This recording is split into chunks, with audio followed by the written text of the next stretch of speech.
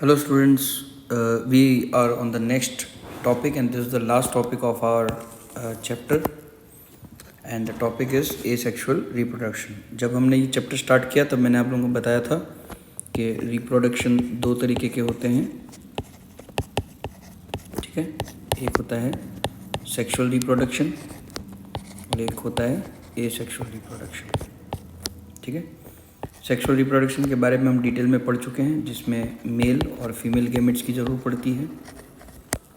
और asexual reproduction वो होता है जिसमें सिंगल पेरेंट की ही ज़रूरत पड़ती है, okay. So it is the type of reproduction in which single parent is responsible to give birth to young ones. इसमें भी ज़्यादा कुछ डिटेल में नहीं जाना है। ये जो टाइप के रिप्रोडक्शन होते हैं एसेक्सुअल रिप्रोडक्शन, वो सारे स्पेसिफिकली एक लोअर ऑर्गेनिजम्स में होते हैं, हायर ऑर्गेनिजम्स में नहीं होते। हायर ऑर्गेनिजम्स मतलब जैसे कि हम हैं, हम मल्टीसेलुलर हायर ऑर्गेनिजम्स में आते हैं। हमारा बॉडी डिज़ाइन काफ़ी कॉम्प्लेक्स होता है। ये कुछ उन ऑर्गेनिजम्स में होते हैं जिनका बॉडी डिज़ाइन ज़्यादा कॉम्प्लेक्स नहीं होता। फॉर एग्ज़ाम्पल हाइड्रा का बॉडी देखिए, इसके अंदर पेट वेट ऐसा कुछ भी नहीं होता। छोटा सा 40-50 सेल वाला एक ऑर्गेनिज्म होता है, 100-200 सेल वाला। इस तरह के टेंटिकल्स निकले हुए रहते हैं, ठीक है। और हाइड्रा के किसी एक पार्ट से, बॉडी के किसी भी एक पार्ट से, देखिए यहाँ पे एक पार्ट दिखा हुआ है, ये रहा। यहाँ से एक छोटा सा बड, जिसको कहते हैं छोटा सा सेल का एक प्रोट्यूबरेंस, उसको इंग्लिश में बोलते हैं प्रोट्यूबरेंस। जैसे हम गुजराती में या हिंदी में कहें तो अगर हमें कुछ लग जाता है सर पे या तो सूज जाता है, राइट। सो प्रोट्यूबरेंस जैसा निकलता है, और उस प्रोट्यूबरेंस से फिर बेबी हाइड्रा का बर्थ होता है। थोड़ा बड़ा होने के बाद ये इस बॉडी से डिटैच हो जाएगा और अपनी लाइफ अलग से जीने लगेगा। इस छोटे से प्रोट्यूबरेंस को बड बोलते हैं, इसलिए इस प्रोसेस को बडिंग कहा जाता है, ठीक है। देखिए लिखा हुआ है, this bulges are developing new individuals and they are called birds.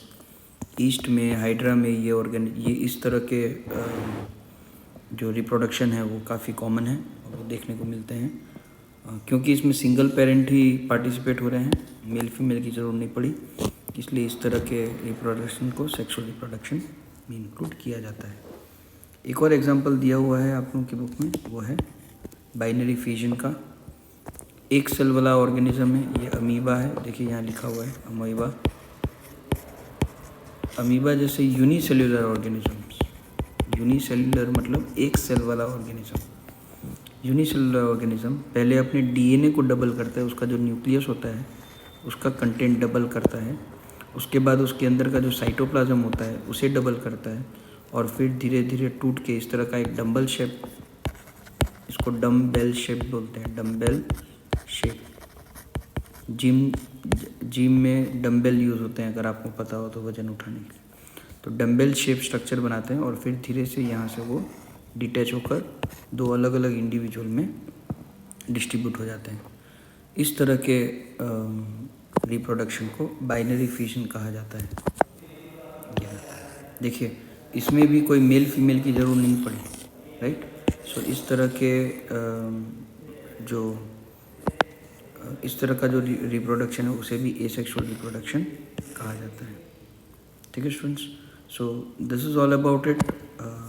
Live class होगी तब मैं ट्राई करूँगा कि अगर आपके कुछ डाउट्स हों तो उसको सॉल्व कर दूँ, या क्वेश्चन आंसर्स में अगर आपको कुछ ना समझ में आए तो आप बताइएगा, ओके।